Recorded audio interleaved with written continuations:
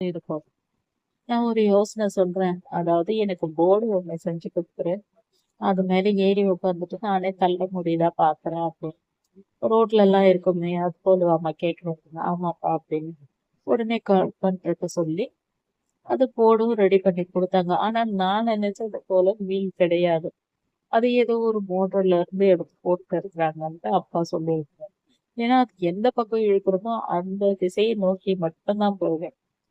நான் சொல்றது வந்து அப்படியே எல்லா பக்கமும் அந்த வீல் சுத்தும். அந்த மாதிரி வீல் தான் நான் எதிர்பார்த்தேன். ஆனா இவங்க இந்த போல போட்டிருந்தாங்க. ஆனா அந்த போர்ட்ல என்னால கொஞ்சம் கூட ஏறவே முடியல.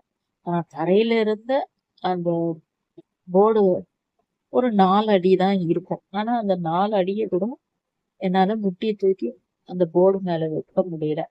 இப்போ கார்பெண்டர் அண்ணா சொன்னாங்க, இப்படி ஏற முடியலன்னா நீ இப்படிக்கா திரும்பி அது மேல உட்கார்ந்து அதுக்கப்புறம் கால் எடுத்து மேல வச்சு பாருமா அப்படின்னாங்க. ஆனா நீங்க சொல்றது கரெக்ட் தான். இப்படி ஏறலாம் எல்லா நேரமும் ஒரே போல இருக்காது இல்லையா?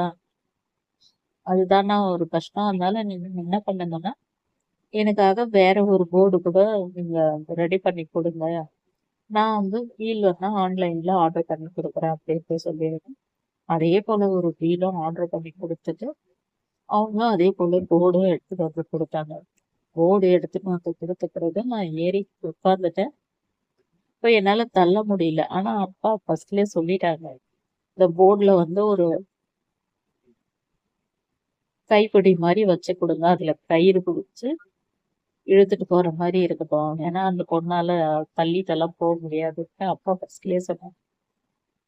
அதெல்லாம் பார்த்துட்ட பிறகு தங்கச்சி சொல்லுச்சு. சரிப்பா இப்ப ஜெயாவோட அது வந்து ஏறி உட்காந்தெல்லாம் முடியுது. அதனால நான் ஊருக்கு போறேன் அப்படின்ட்டு சொன்னேன். சரிம்மா அப்படின்னு நான் அடிக்கடிக்கு வரேன் ஜெயா அப்படின்னு சொல்லுச்சு. அதுக்கப்புறமா என்னுடைய தங்கச்சிங்க வந்து பார்த்துட்டு போவாங்க. அப்ப எங்க அப்பா ஒரு ஒரு டைம்ல என் தங்கச்சிக்கு இருக்கும்போதும் சரி, அவங்க அவங்க வீட்டுக்கு போயிட்டாலும் சரி, எங்க அப்பா என்ன சொல்லுவாருன்னா, உனக்கு இந்த ஒரு வாரத்துல மட்டும் எவ்வளவு செலவு பண்ணியிருக்காரு தெரியுமா? 7,000 ரூபாய் செலவு பண்ணியிருக்காரு. எப்ப பார்த்தாலும் அவங்க எதிர்க்கலையே அப்பா 7,000 ரூபாய் செலவு பண்ணிருக்கேன், 7,000 ரூபாய் செலவு பண்ணுவோம். இதையே சொல்லிட்டு இருந்தாங்க. எனக்கு மனசு ரொம்ப கஷ்டமாயிருச்சு. அப்பா கிட்ட நான் சொல்லியிருந்தேன், அப்பா உனக்கு 7,000 ரூபாய்க்குலாம் நான் தரேன். என்னுடைய பென்ஷன்ல நீ வந்து 2,000 கழிச்சுக்கோ. அப்படியே உன்னுடைய கடன் அப்படியே கழிஞ்சுக்கோ. மீதி மட்டும் எனக்கு வேணும்னா கொடுத்துருப்பா. ரீசார்ஜ் இந்த ஸ்நாக்ஸ் அப்புறம் எனக்கு தேவையானதை வாங்குறதாலதான் இந்த அமௌண்ட் கூட வாங்குறேன். இல்லைன்னா ஒரு மாசத்துலயே உன்னுடைய கடத்தல் முடிச்சிருவாப்பா அப்படின்ட்டு நான் சொல்லிட்டேன். அதுக்கு ஏத்தபடியே அப்பா